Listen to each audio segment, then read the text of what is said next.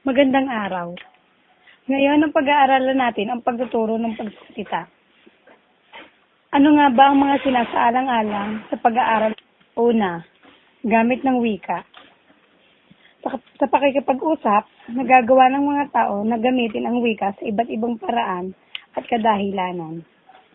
Ginagamit nila ito sa pagbati, pagpapakilala, pagpapaliwanag, pag-anyaya at pagtanggap ng paanyaya.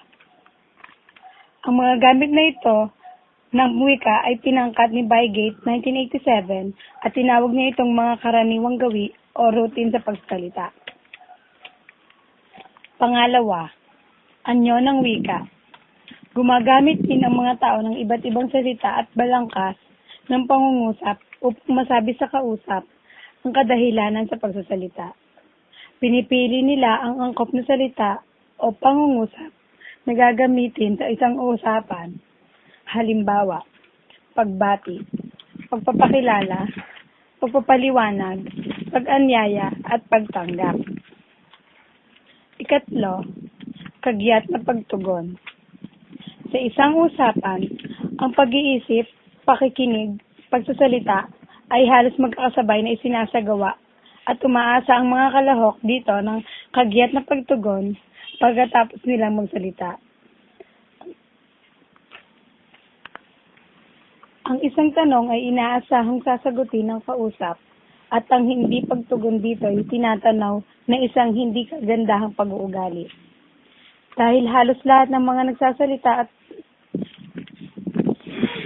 ang isang tanong ay inaasahang sasagutin ng kausap at ang hindi pagtugon dito ay tinatanaw na isang hindi kagandahang pag-uugali. Dahil halos lahat ng mga salita at balangkas ng pangungusap sa isang usapan ay mga subok na formula. Agad na magagamit ang mga ito at madaling mahuhulaan ang mga sumusunod na katanungan. Kaya't ang kagyat na pagtugon ay magiging madali lamang at hindi iisipin na mahirap itong isagawa. Ika-4, kaangkupan ng sasabihin. Ang pagsasalita, higit sa anumang kasanayan sa wika, ay sensitibo sa kontekstong pinaggaganapan nito.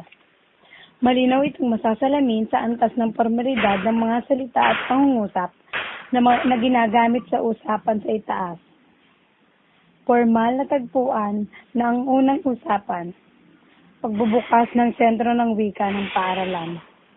At ang mga kalahok ay mga taong mas mataas ang katayuan kay Oscar, isang professor at principal.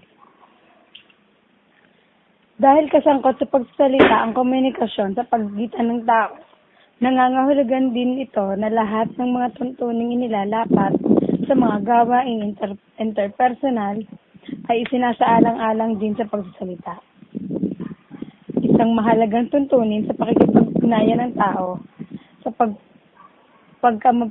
mapaytagan kung may nagawang kabutihan ng isang tao. Karapat-dapat na siyang pasalamatan. Ika-5, ang paksa. Ang pagsasalita ay dapat na mag-ugat sa isang paksa. Hindi ito basta nagaganap. Ang pagkatuto sa pagsasalita ay basta nagaganap. Ang pagkatuto sa pagsasalita ay nangangailangan din ng pag-alam sa angkop na wikang gagamitin para sa pagtalakay ng iba't ibang paksa. Halimbawa, kung ang tema ng usapan ay tungkol sa pamimili o shopping, ang paksa ay maaaring tungkol sa iba't ibang bilihin, ang pagtaas at pagbaba ng halaga, ang kalidad ng mga paninda, saan mura at iba pa. At dito na nagtatapos ang ating talakayan tungkol sa kung ano ba ang dapat sa alang-alang sa pag-aaral ng pagsasalita.